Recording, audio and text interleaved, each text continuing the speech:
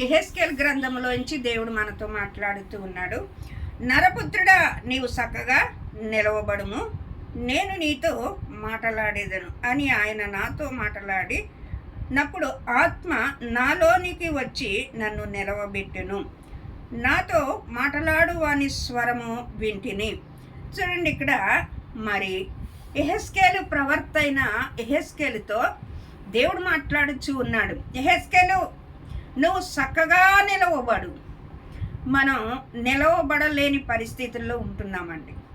చక్కగా నిలవబడాలి. మనం చక్కగా నిలవబడాలి. ఆయన కొరకు మనం నిలబడాలి.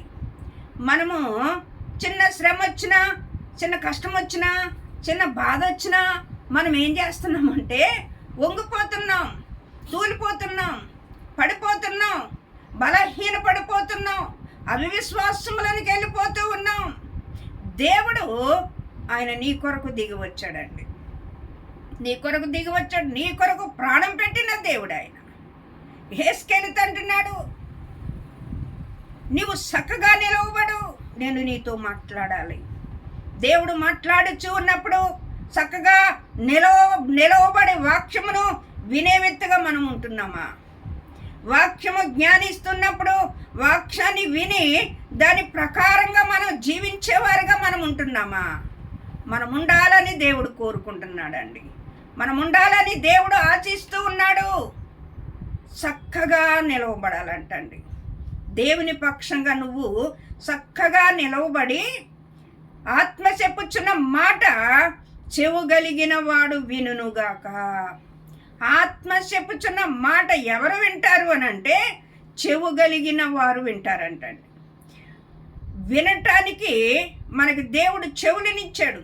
చెవులుండయో వినకయో వాళ్ళు, దేవుడు అంటాడు, చెవులుండయో వినరు, మనసుండయో గ్రహించరు, వాళ్ళు స్వస్థపరచాలని కోరుకుంటున్నాను అని వాళ్ళు స్వస్థత పొందకుండా ఉన్నారు అని దేవుడు వాక్యం చెలవిస్తూ ఉంది. మనము దేవుని పక్షంగా చక్కగా నిలవబడాలి. మన ఆత్మీయత విషయంలో చక్కగా నిలవబడాలి. దేవునికి నమ్మకస్తులుగా నిలవబడాలి. దేవుని ఎదుట నిందారహితులుగా మనం నిలబడాలి. మనం ఎటుబడితే అటు దేవుని దగ్గర మనము నిలవబడితే కుదరదండి. దేవునికి చక్కగా నిలవబడాలి. దేవుని స్వరము వినేవారుగా మనం ఉండాలి.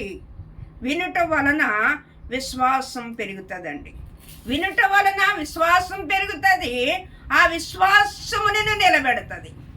ఆ విశ్వాసము నువ్వు జీవించి నువ్వు మహాభివృద్ధి పొందడానికి వాక్యము ఒక వృక్షం వలె నిన్ను నిలబెడుతుందండి.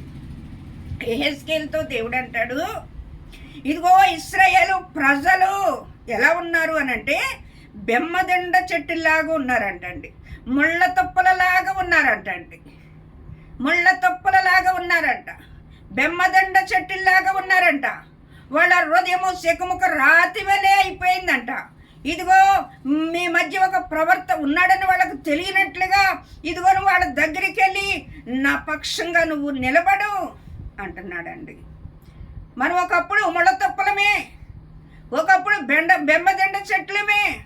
కానీ ఎప్పుడైతే క్రీస్తు రక్తములో కడగబడ్డాక మనము చెక్కబడిన వారిగా ఉన్నామండి. మనము రూపాంతరపరచబడిన వారిగా ఉన్నాం. మనము నూతన పరచబడిన వారిగా ఉన్నాం. ఇదిగో పాతవన్నీ మరి మన జీవితంలో తొలగిపోవాలండి. మన జీవితం నూతన పరచబడాలి. నూతన పరచబడాలి. బెమ్మదండ చెట్లులాగా మనం ఇంకా ఉంటే మనం ఆత్మీయతలో ఏమి ఎదగలుగుతాం? బెమ్మదండల చెట్ల దగ్గరికి ఎవరన్నా చేరతారండి? బెమ్మదండ చెట్లని ఎవరన్నా మరి ముట్టుకుంటారా? అలాంటి హృదయము కలిగి మనం ఉన్నట్లయితే మనం ఇంకా సాతాను స్వభావములు మనలో ఉన్నాయి, సాతాను క్రియలు మనలో ఉన్నాయి, సాతాను పనులు మనలో ఉన్నాయి. బెమ్మదండ చెట్లు ముళ్ళ తొప్పల వలె వాళ్ళు ఉన్నారు. వాళ్ళ మధ్యకు నేను పంపిస్తున్నాను అంటున్నాడండి యెహెజ్కేలు. మరి దేవుని వాక్యాన్ని ఏం చేశాడంటే, మరి ఇదిగో నా గ్రంథమును నీకు ఇచ్చిన దాన్ని తిను అని దేవాతి దేవుడు చెప్పినప్పుడు ఆ వాక్యమును యెహెజ్కేలు తిన్నాడంటండి. ఆ యెహెజ్కేలు వాక్యాన్ని తిన్నప్పుడు ఆ వాక్యము ఎలా ఉందంటే జుంటెదైన దారల కన్నా మరి మధురంగా ఉన్నది అని యెహెజ్కేలు చెప్తూ ఉన్నాడు. ఇక్కడ వాక్యము తింటున్నామా? వాక్యము తింటున్నామా? శరీర పోషణ కొరకు మనము ఆహారము తింటున్నాం, అన్నం తింటున్నాం. మరి వాక్యము ఆత్మ పోషణ కొరకు వాక్యము తింటున్నామా? వాక్యాన్ని హృదయంలో నింపుకుంటున్నామా? వింటున్నావు కానీ విడిచిపెట్టి వచ్చేస్తున్నావేమో. నువ్వు వింటున్నావు కానీ నీ హృదయం అన్న పలక మీద వాటిని రాసుకుంటలేదేమో. అందుకే అభివృద్ధిలోనికి రాలేకపోతున్నావు, ఆత్మీయతలో ఎదగలేకపోతున్నావు. దినదినము పరిస్థితులను బట్టి కుంగిపోతున్నావు, కుమిలిపోతున్నావు. దినదినము ఎదగవలసింది పోయి నువ్వు దినదినము నిలబడలేక వంగిపోతున్నావు.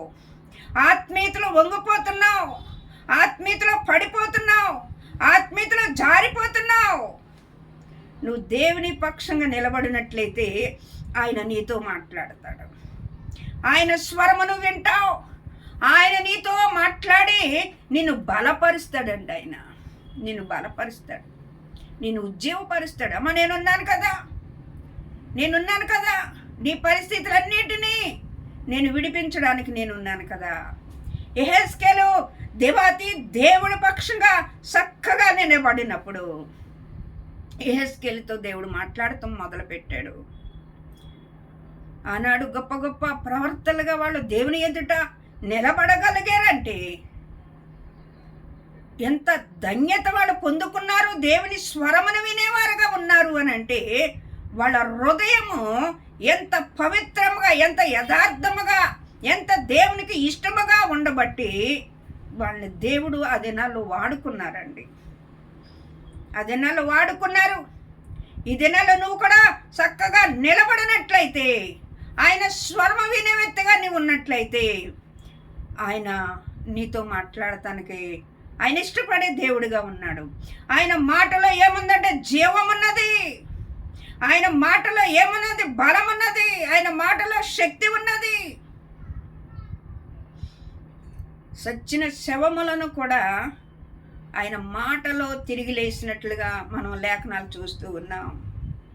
ఎక్కడ కుమ్ములు పోయి, ఎక్కడ పడిపోయి, ఎక్కడ జారిపోయి శ్రమలను బట్టి బాధపడుచున్నావో ఆ స్థితి నుండి లెగు. బెత్తెస్తే కొనేటి దగ్గర 38 సంవత్సరాలు పడి ఉన్న ఎత్తి దగ్గరికి యేసు ప్రభు వారు వెళ్ళాడు. నీ పరిపెత్తుకుని లెగు అన్నాడండి. నీ పరిపెత్తుకుని లెగు. ఏదేదో చెప్తున్నాడు అతను. అందరూ వచ్చి దూకెత్తున్నారయ్యా, స్వతపరచబడుతున్నారయ్యా, నన్ను ఎవరూ కూడా చేయబట్టుకుని లేవనెత్తుతలేదయ్యా. అసలే ఆ పరిస్థితి నుండి లెగాలి అన్న మనస్సు నీకుందా? ఆ కష్టం నుండి, ఆ బాధ నుండి, ఆ దుఃఖం నుండి నువ్వు విడుదల పొందాలి అని నీకుంటే దేవుడు నీకు చెయ్య సాసే ఉంచాడండి. విననల్లని ప్రజల కొరకు దినమంతయు ఆయన చేతులు సాసి ఉంచాడు, ఇంకా సాసి ఉంచాడండి. సమయం ఇంకా దేవుడు మన కొరకు యేసించు ఉన్నాడు. దేవుడు మన కొరకు ఎదురు చూస్తూ ఉన్నాడు. లోబడలేని పిల్లల వైపు దేవుడు ఇంకా కనికర పూర్ణుడిగా, జాలి కలిగిన దేవుడుగా ఆయన ఇంకా ఎదురు చూసే దేవుడుగా ఉన్నాడు. యెహెజ్కేలు మరి దేవుని స్వరము విన్నాడండి, దేవుడు మాటలు విన్నాడు. యెహెజ్కేలు ఇక్కడ అంటున్నాడు కదా, నరపుత్రుడా, వారు తిరుగుబాటు చేయనట్లు నీవు చేయక నీతో చెప్పిన మాటలు విని నోరు తెరచి నేనిచ్చిన దాన్ని భుజించుము. వాళ్ళకిలాగా ఉండకు. మనము లోకస్తుల్లాగా ఉండటానికి వీల్లేదండి. ఎందుకంటే కరుణా సంపన్నుడైన దేవుడు ఆయన నిన్ను కొనుక్కున్నాడు వెలపెట్టి. నువ్వు ఆయన బిడ్డవి ఈ లోకములో. ఆయన బిడ్డగా నువ్వు జీవించాలి, ఆయన సొత్తుగా నువ్వు జీవించాలి. అలాంటి ప్రజల మధ్యకి యెహెజ్కేలు వెళ్ళమంటే యెహెజ్కేలు వెళ్ళాడండి వాళ్ళ దగ్గరికి. వాళ్ళకి సువార్త చెప్పడానికి వెళ్ళాడు. ఇశ్రాయేలు ప్రజలకి ఆయన మాటలను చెప్పడానికి వెళ్ళాడు. రక్షించబడిన నీవే, ఆయన రక్తంలో కడగబడిన నీవే, ఆయన రుచి చూచిన నీవే సాక్షిగా లేకపోతే ఎవరు సాక్షులుగా ఉంటారు? అన్యజనులు సాక్షులుగా ఉంటారా? ఒకప్పుడు మనం కూడా అన్యజనుల్లోంచి వచ్చిన వారమే మనం. మరి ఆయన రుచి చూచిన నీవు రుచి చూచి తెలుసుకోమంటున్నాడు. ఆయన రుచి చూస్తే కలవరపడవు. విశ్వాసం ఉంచిన వాడు కలవరపడడు. ఎందుకంటే ఆయన శక్తి సంపన్నుడు. ఆయన ఆలోచన విషయంలో, ఆయన క్రియల విషయంలో శక్తి సంపన్నుడు. బలమైన దేవుడు అండి ఆయన కనికిరము కలిగిన దేవుడు. సొలొమోను దేవుడు దావీదు గారు కడుపును పుట్టకముందే ఏర్పరచుకున్నాడు, ఎన్నుకున్నాడు. మరి నీ నడుమున పుట్టిన నీ కుమారుడికి సింహాసనాన్ని ఇస్తానని చెప్పిన దేవుడే.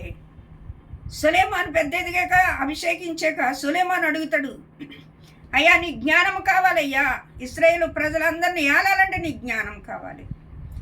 మరి జ్ఞానంతో పాటు దేవుడు సర్వసంపదలు ఇచ్చాడు. అతను వంటి ధనవంతుడు మరొకడు ఉండడని దేవుడు చెప్పాడు. సర్వ సౌఖ్యములను, సర్వ భోగ భాగ్యములను, సమస్త ఆశీర్వాదములను కుమ్మరించాక సొలొమోను మార్గములో తప్పినవాడుగా మనం చూస్తూ ఉన్నాం. అన్యజనుల స్త్రీలను పెళ్లి చేసుకుని యెరూషలేము ముందు బలిపీఠములను కట్టి దేవునికి కోపం పుట్టించిన వాడుగా ఉన్నాడు. దేవుణ్ణి విడబాసిన వాడుగా ఉన్నాడు. అందుకనే సొలొమోను సామెతలు అని సామెతలు రాశాడండి. ఒకవేళ మనము కూడా దేవుడి పక్షంగా నిలబడినప్పుడు, దేవునితో ఉండటానికి దేవుడు మనల్ని ఆశీర్వదించి సాక్షిగా నిలబెట్టుకున్నప్పుడు మనము సాక్షులుగా ఉండలేకపోతున్నామేమో. మనము అన్యజనుల ఎదుట దేవునికి సాక్షులుగా నిలబడలేకపోతున్నామేమో. బెమ్మదండ చెట్లలాగా ఉంటున్నామేమో, ముళ్ళ తొప్పల్లాగా ఉంటున్నామేమో. మనల్ని చూచిన వారు నీ దేవుణ్ణి దూషిస్తూ ఉన్నారేమో నిన్ను బట్టి.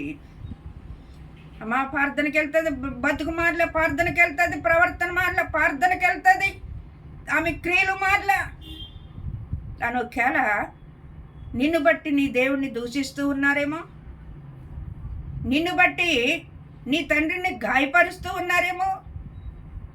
మిమ్మల్ని బట్టే కదా నా నామము దినవల్ల దూషించబడుతుంది అంటున్నాడండి.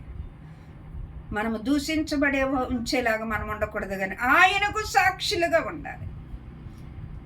ఆయన ప్రేమ ఎంత మధురంగా ఉంటుందో మనల్ని చూచిన వారు అమ్మో ఏళ్ళేంత ప్రేమ కలిగి, ఏళ్ళేంత దీర్ఘశాంతము కలిగి, ఏళ్ళేంత మంచి ప్రవర్తన కలిగి ఉన్నారు అని అంటే అసలు ఆయన ఇంకెలాగుంటాడో అని తెలుసుకునేలాగా మనం సాక్షులుగా ఉండాలి. యెహెజ్కేలుతో దేవుడు మాట్లాడుతున్నప్పుడు, నీతో కూడా దేవుడు మాట్లాడుతూ ఉన్నప్పుడు నువ్వు వింటున్నావా? ఆ వాక్యాన్ని పెడచెవిని పెడుతూ ఉన్నావా? మనం మందిరానికి వచ్చినప్పుడు అండి మన హృదయం అంతా ఖాళీ చేసుకుని రావాలి. మనలో ఉన్న ఆలోచనలు, మనలో ఉన్న ప్రతీది, మనకున్న కష్టాలు, బాధలు అన్నీ మనసు నింపేసుకుంటాం. వాక్యం ఏమి ఎక్కుతుంది? వాక్యం వినటానికి మనం రావాలి. వాక్యం మనం శ్రద్ధగా వింటే ఆ వాక్యమే నీ జీవితంలో కార్యం జరిగిస్తుంది. దశలోనికి రాసిన పత్రికలు అంటాడు, ఈ మా మాటలు కాదు, ఇనుచున్న మాట దేవుని మాట, ఈ వాక్యమే విశ్వాసులైన మీరు కార్యస్థితి జరుగుచు ఉన్నది. మన జీవితంలో కార్యము జరగాలంటే ఆయన మాట వినాలి. మోసేతో సినాయి పర్వతం మీద మోసేతో మాట్లాడాడండి. పొదలో ఉండి మోసేతో, మోసే ఇదిగో ఇశ్రాయేలు పెట్టిన మూలుగులు నేను ఉన్నాను, నేను అందుకనే దిగియొచ్చి ఉన్నాను, ఇదిగో నిన్ను వాళ్ళ యొద్దకు నేను పంపుతానికి నేను ఇష్టపడుతూ ఉన్నాను. మరి యేసు ప్రభువాన్ని పంపారు కదండి మన కొరకు. ఆయన కలవరి శిలువ రక్తముల మన ప్రతి పాపమును భరించిన వాడుగా ఉన్నాడు కదండి. మన దోషములన్నీ ఆయన మీద మోపబడ్డాయి కదా. మన అతిక్రమ శిక్ష ఆయన భరించినాడు కదా. మన రోగములన్నీ ఆయన భరించినాడు కదా. నీకోసం ఆనాడు ఇశ్రాయేలు ప్రజల కోసం మోసేని పంపినట్లుగా నీ కోసం శరీరధారిగా యేసు ప్రభువారు మన మధ్యలోనికి వచ్చారు. మన ఆత్మీయ జీవితంలో మన దినదినము వర్ధిల్లేవారుగా ఉండాలండి. యెహెజ్కేలు మరి ప్రవర్తించినప్పుడు ఎండిపోయిన ఎముకలు లోయలో ఉన్నప్పుడు యెహెజ్కేలు ఎముకలు బ్రతకగలుగుతాయా అని అంటే యెహెజ్కేలు అంటాడు, ప్రభువా నీకే తెలుసు ప్రభువా, నీకే తెలుసయ్యా, నేను మానామట్టు నాకేం తెలుసు ప్రభువా, నీకే తెలుసు. అయితే నువ్వు ప్రవర్తించి మాట్లాడు. నువ్వు ప్రవర్తించి మాట్లాడితే ఆ ఎముకలకు జీవమత్తది. దేవునికి స్తోత్రం. నువ్వు ఆత్మీయ జీవితంలో ఆత్మ మంట కలిగి ఉంటే, ఆత్మతో నింపబడి ఉంటే, నీ నోట్లో ఉన్న మాటలే నీ జీవితంలో గొప్ప పునాది వేస్తాయండి. ఆ మాటలే నీ పరిస్థితులన్నిటి నుండి విడిపింపజేస్తాయి. ఎండిన ఎడారు కలిగిన జీవితంలో జీవజల ఊటలు పుట్టింపజేస్తాడండి.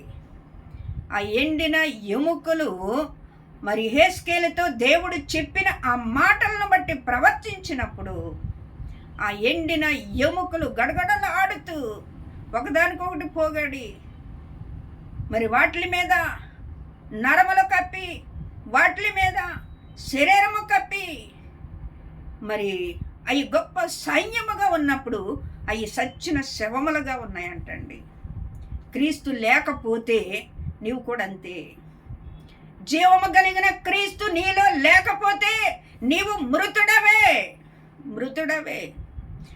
జీవిస్తున్నానన్న పేరు మాత్రం ఉంది కానీ నువ్వు మృతుడవే.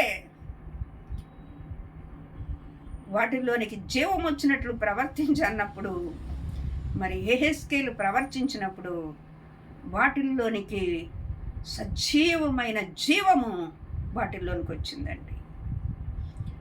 మరి గొప్ప సమూహములుగా అక్కడ లేచినట్లుగా మనం చూస్తూ అవన్నీ ఇశ్రాయేలు ప్రజలకు సూచిస్తూ ఉన్నాయి అని దేవుని వాక్యం చెలవిస్తూ ఉంది. ఎండిన ఎడారి స్థితిలో ఉందా నీ జీవితం? ఇర్మియా గ్రంథములు అంటాడు, జీవజల ఊటను విసర్జించి ఉన్నారు, వారి పేరు ఇసుక మీద రాసుకుని ఉన్నారు. జీవజల ఊటను విసర్జించినట్లయితే ఎండిన ఎడారి బ్రతుకులేనండి. ఎండిన ఎడారి బ్రతుకులే. యెహెజ్కేలు దేవుడు పక్షంగా నిలబడినందుకు ఎన్ని గొప్ప కార్యాలు దేవుడు జరిగించాడండి. యెహెజ్కేలు దేవుని మాట విన్నందుకు, దేవుని వాక్యమును అతను తిని నెవరు వేసి దాన్ని జ్ఞానించాడండి. దాన్ని జ్ఞానించాడు. ఇశ్రాయేలు ప్రజల దగ్గరికి వెళ్ళి చెప్పినప్పుడు మరి దేవుడికి సాక్షిగా, దేవునికి ఒక ప్రవర్తగా నిలబడ్డాడు. ఈ దినాన కనీసం ఒక విశ్వాసగా నిలబడుతున్నావా? ఒక బిడ్డగా, దేవుని బిడ్డగా, దేవుని సాక్షిగా నువ్వు నిలబడినట్లయితే దేవుడు నిన్ను బట్టి గొప్ప కార్యాలు దేవుడు జరిగిస్తాడు. అంతేకాదు, నువ్వు ఎక్కడుంటే అక్కడ సాక్షిగా దేవుడు నిన్ను నిలబెట్టుకుంటాడు. దేవుడి కొద్ది వాక్యం తన ఎన్నికల్లో దీవించునుగాక. ఆమేన్.